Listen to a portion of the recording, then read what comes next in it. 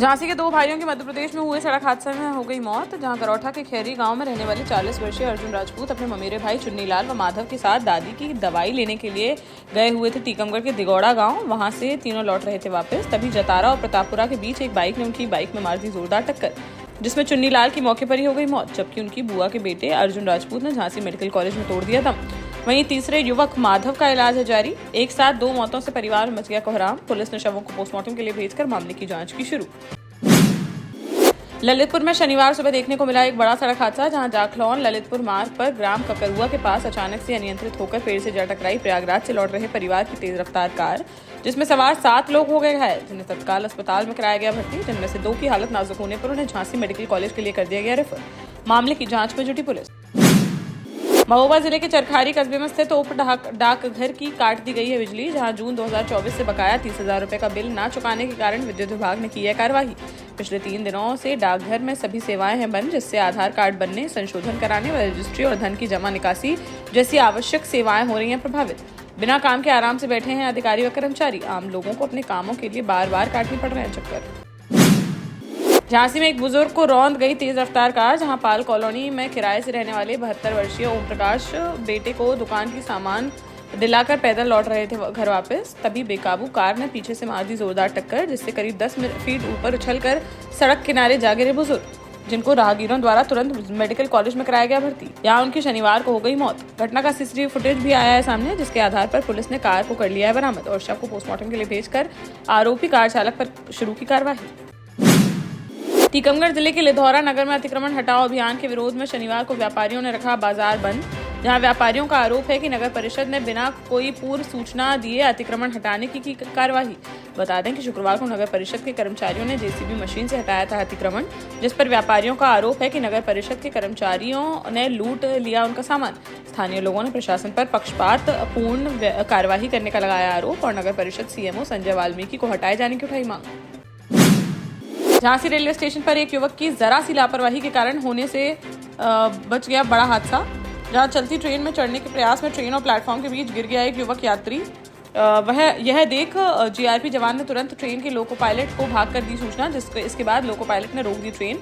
फिर कड़ी मशक्कत के बाद युवक को निकाला जा सका बाहर। इस घटना में दहशत के चलते युवक हो गया बदहवास, जिसे इलाज के लिए भेज दिया गया अस्पताल। टीकमगढ़ के मोहनगढ़ में बिजली बिल बकाया वसूली के दौरान शनिवार को कंपनी कर्मचारियों के साथ मारपीट का मामला आया सामने, जहां मोहनगढ़ विद्युत केंद्र के सहायक अभियंता नितिन बाथम ने बताया कि बटवाहा गांव में वसूली के लिए गए थे कर्मचारी। एक किसान पर 54,000 रुपए से ज्यादा का था बकाया, जिसका ट्रैक्टर ले जा रहे थे कर्मचारी, लेकिन परिवार के लोग ट्रैक्टर ले जाने से कर रहे थे मना। इसी बात को लेकर बढ़ गया विवाद और परिवार के लोगों ने एक कर्मचारी के साथ कर दी मारपीट। घटना के बाद एसपी कार्यालय पहुंचे कर्मचारी और काम बंद करने की दे डाली चेतावनी। पुलिस ने कार्यवाही का दिया आश्वासन, तब जाकर हो सके शांत। झांसी में स्मार्ट सिटी प्रोजेक्ट के तहत खोले गए स्मार्ट हॉस्पिटल में शनिवार को मंडलायुक्त विमल कुमार दुबे ने की पत्रकार वार्ता। इस दौरान उन्होंने कहा कि अस्पताल में अब सभी सुविधाएं हो गई हैं शुरू। कम खर्च पर आधुनिक मशीनों से मरीजों का हो सकेगा अच्छे से इलाज। बता दें कि आरटीओ के पास स्थित स्मार्ट हॉस्पिटल का बीते 11 मार्च को मुख्यमंत्री योगी आदित्यनाथ द्वारा किया गया था लोकार्पण, जिसमें अब सभी सेवाएं कर दी गई हैं शुरू। जालौन में जिलाधिकारी राजेश कुमार पांडे और एसपी डॉक्टर दुर्गेश कुमार ने कौंच तहसील का किया दौरा, जहां उन्होंने सामुदायिक स्वास्थ्य केंद्र, तहसील परिसर और कोतवाली का किया निरीक्षण। इस दौरान थाना दिवस में फरियादियों की शिकायतों को भी सुना गया। स्वास्थ्य केंद्र में खराब मिली जांच मशीनें, जिसे सही कराने के दिए निर्देश। तहसील के निरीक्षण के दौरान वसूली की धीमी गति पर उन्होंने जताई नाराजगी। वहीं थाना दिवस में 39 में से 16 शिकायतों का मौके पर किया गया निस्तारण। शेष के लिए संबंधित अधिकारियों को किया निर्देश। झांसी में फिर गर्जा प्रशासन का बुलडोजर, जहां मऊरानीपुर थाना क्षेत्र के भकौरा डेरा में आबकारी विभाग व मऊरानीपुर पुलिस ने अवैध कच्ची शराब के ठिकानों पर की बड़ी कार्यवाही। बुलडोजर के जरिए मौके से हजारों लीटर लहन किया गया नष्ट, साथ ही 370 लीटर अवैध कच्ची शराब की गई बरामद। इस दौरान इन ठिकानों से 4 महिलाओं को किया गया गिरफ्तार, जिनके खिलाफ मामला दर्ज करते हुए शुरू की जेल भेजने की कार्यवाही। झांसी में फिर एक बड़ा हत्याकांड आया सामने, जहां टहरौली थाना क्षेत्र के रामनगर घाट पर बेतवा नदी किनारे उतराता हुआ मिला एक महिला का शव, जिस पर लोगों ने पुलिस को दी सूचना। मौके पर पहुंची पुलिस ने ग्रामीणों की मदद से शव को निकाला बाहर तो देखा कि मृतका की कमर में रस्सी से बंधी हुई थी बालू से भरी हुई बोरी। महिला की करीब 25 साल की बताई जा रही है उम्र, जिसकी हत्या कर शव फेंके जाने की जताई जा रही है आशंका। 6 से 7 दिन पुराना बताया जा रहा है अज्ञात शव, जिसकी शिनाख्त कर मामले की जाँच पड़ताल में जुटी पुलिस। निवाड़ी पुलिस ने रंगपंचमी के दिन हुई महेंद्र कुशवाहा की हत्या का कर दिया खुलासा, जहां एसपी राय सिंह नरवरिया ने बताया कि सत्येंद्र यादव व निक्की अहिरवार की महेंद्र कुशवाहा के बीच पहले से ही चल रही थी रंजिश। तभी होली के दौरान डीजे साउंड सिस्टम को लेकर हुए विवाद में दोनों आरोपियों ने मिलकर महेंद्र की कर दी थी हत्या। पुलिस ने 48 घंटे में ही दोनों हत्या आरोपियों को कर लिया गिरफ्तार। न्यायालय में पेश कर कार्यवाही करते हुए भेजा गया जेल। दमोह में शुक्रवार को हुई ओलावृष्टि से फसलों को हुए नुकसान का आकलन हो गया है शुरू, जहां पथरिया, बटियागढ़, हटा और पटेरा क्षेत्र में बारिश के साथ ओले गिरने की मिली थी सूचना। कलेक्टर सुधीर कोचर के निर्देश पर शनिवार को अपनी टीम के साथ प्रभावित क्षेत्रों में पहुंचे राजस्व विभाग के अधिकारी और खेतों में जाकर उन्होंने फसलों के नुकसान का लिया जायजा। अब शासन को भेजी जाएगी यह रिपोर्ट, जिसके बाद पीड़ित किसानों को मिल सकेगा उचित मुआवजा।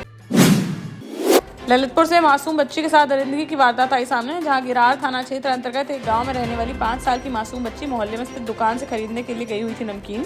तभी अकेला पाकर दुकान का संचालन कर रहे नाबालिग 16 वर्षीय लड़के ने घर में ले जाकर उसके साथ दुष्कर्म की वारदात को दे डाला अंजाम।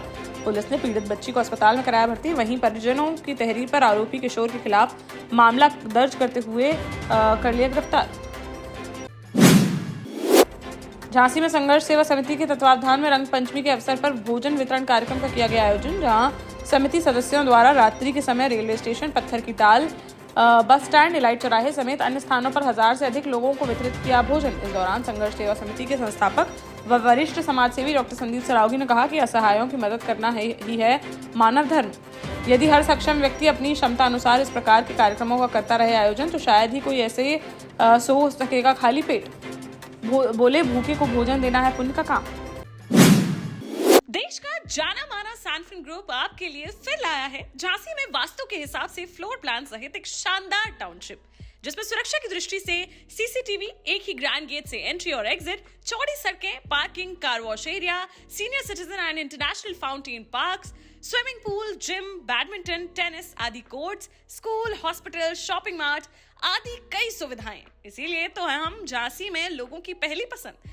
12 साल पहले अपने स्टार्टअप के साथ ही योग्य नेतृत्व, अनुभवी टीम और सक्षम सेंट्रलाइज और उत्तरदायी प्रबंधन के बल पर सबको घर गुणवत्ता के साथ समय पर घर की योजना के तहत सैनफिन समूह ने बहुत ही कम समय में 1500 से ज्यादा यूनिट्स को दिया है कब्जा।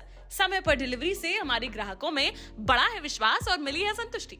सैनफिन समूह ने बहुत कम समय में Sanfin Ashok city, green homes residency, green homes city, Sanfin Ashok valley, Delhi public school, Sanfin शाखा, केन सैनफिन अस्पताल सहित कई अन्य परियोजनाओं के साथ नई झांसी के निर्माण में स्थापित किया है एक बड़ा मुकाम। तो आप भी आज ही आइए अपने परिवार के साथ और कीजिए अपने सपने साकार।